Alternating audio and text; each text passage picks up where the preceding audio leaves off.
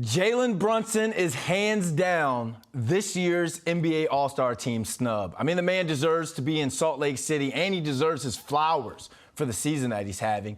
OConnor is a New York Post columnist and has a trending article out on the site about what JB means to the future and the foundation of New York Knicks basketball. And Ian, first and foremost, thanks for joining us. You wrote at 26, he should be in the middle of this team's championship plans for the next decade or so. Not everyone gets that type of respect here in the Mecca. So what is it about Jalen Brunson's game that should make the Knicks build around him? Well, I think, Brandon, it's not just the scoring. He plays with what I call a generosity of spirit. I think that there's a joy about his game that brings it out in other players. And you saw that this year so far in Julius Randle, who has admitted that a large part of his success in playing at an all-star level like he did 2 years ago and like he didn't last year belongs to Jalen Brunson and his presence and taking a lot of pressure off Randle. And I also think when Randle was named an all-star and Brunson wasn't, to see Jalen's reaction to that, how happy he was genuinely for Randle, players around the league see that. And I just think what he's established here is almost by himself a winning culture. And I think that will attract big-time players down the road. Oh, I mean, you just took my second question. I was going to ask you, does that generosity of spirit and appeal to other players in terms of bringing in another superstar? So since you answered that, like, who would you pair him up with in that case?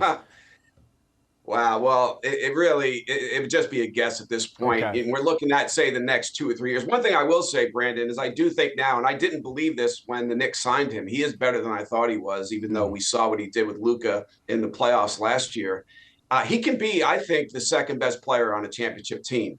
And so he's proven a lot in what is relatively a short sample size in New York, but I think he has staying power. His game is not built on athleticism, so I think his game will age well.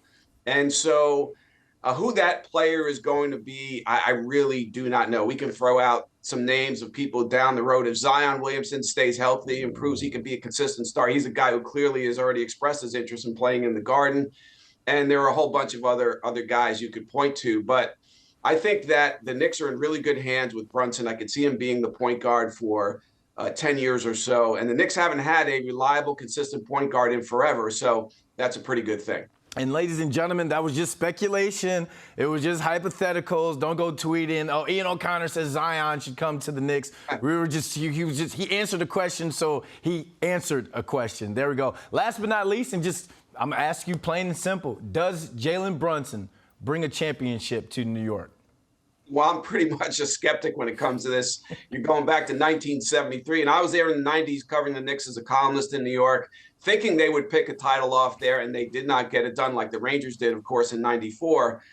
So I'll say, just because I want to be optimistic for Knicks fans who have suffered a lot, I will say yes. I think in Jalen Brunson's time in New York, they will find a way to win a championship. I don't think more than one, but I think given the biblical drought that Knicks fans have endured here, one will be plenty.